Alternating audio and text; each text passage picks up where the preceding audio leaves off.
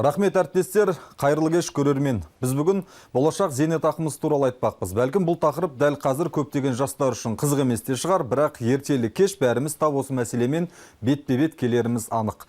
Демек, келешекте зейнетақыңыз лайықты өмір сүруге жеткілікті болу үшін қаржыны қазірден бастап жоспарлы түрде алғашқы айлықтан бастап жинаған абзал.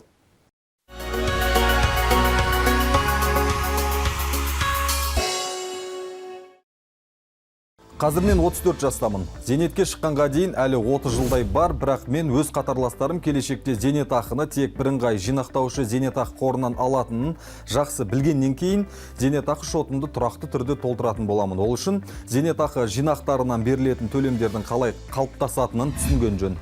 БЖЗК-дан төлемдер ай сайын берілетін естеріңізге сала кетейін. Ал төлемдердің ең төменгі мөлшері ең төменгі күнкөріс деңгейінің 70%-нан немесе 26.172 теңге 30 тиыннан аз болмауы тиіс. Мұның көп сомма емес екені түсінікті, бірақ БЖЗК-дан ай сайын алатын төлем мөлшері 700 мың теңгеден асатын алушылар да бар. Сондықтан зейнетақының қандай болатынын әр адам өз бетінше жоспарлауы керек. Мысал ретінде қазіргі зейнеткерлерді алайық. Құрметті демалысқа шыққанға дейін адам 8 миллион теңге жинады делік. Бұл сомма 6,5% төлем мөлшерлемесіне көбейтіліп, одан алынған сомма 12 айға бөлінеді. Нәтижесінде қордан төленетін ай сайынғы төлемдер соммасы 43.333 теңгені құраса, келесі жылы алынған сомма 5%-ға индекстеліп 45.500 теңге болады. Осылайша жыл сайын зейнетақы мөлшері өсіп отырады. Егер шотта айталық 10 миллион теңге жинақталған болса, онда бірінші жылы төлемдер 54 мың теңгеден асады.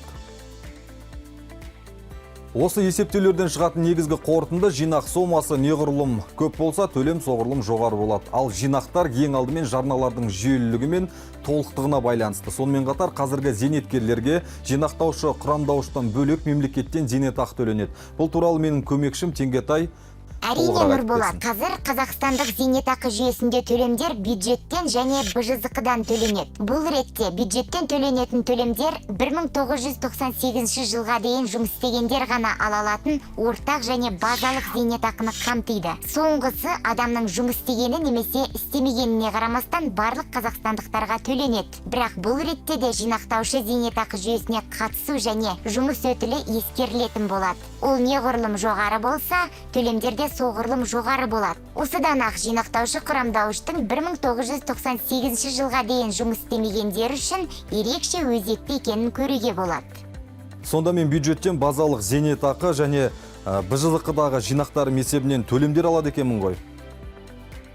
Ортақ құрамдауыштың маған қатысы жоқ, өйткені менде 1998 жылға дейін жұмыс өтілі жоқ. Сондықтан жұмыс берушінің мен үшін зейнетақы жарналарын жалақының 10% мөлшерінде міндетті зейнетақы жарналарын уақытылы аударып отыруы маңызды.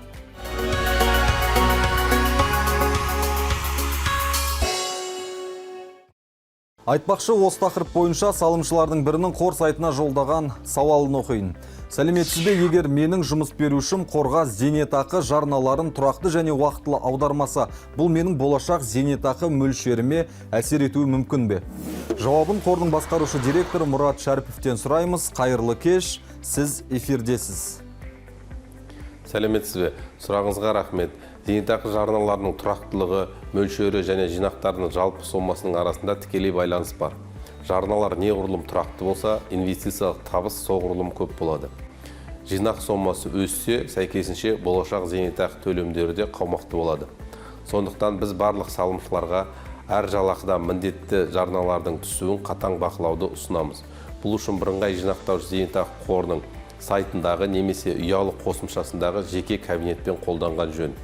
Егер салымшы қандай да бір кезеңнің жарналары түспегенін байқаса, онда дереу жұмыс берушіге, ал нәтиже болмаған жағдайда салық органдарына жүгінуі керек. Олар зейнетақы жарналардың уақытылы және толық көлемінде төленуін қамтамасыз етеді және бақылайды. Ол зейнетақы жоспарлауда маңызды болып табылады. Жауабыңызға рахмет. Менің бүгінгі айтарым осы. Сау болыңыздар.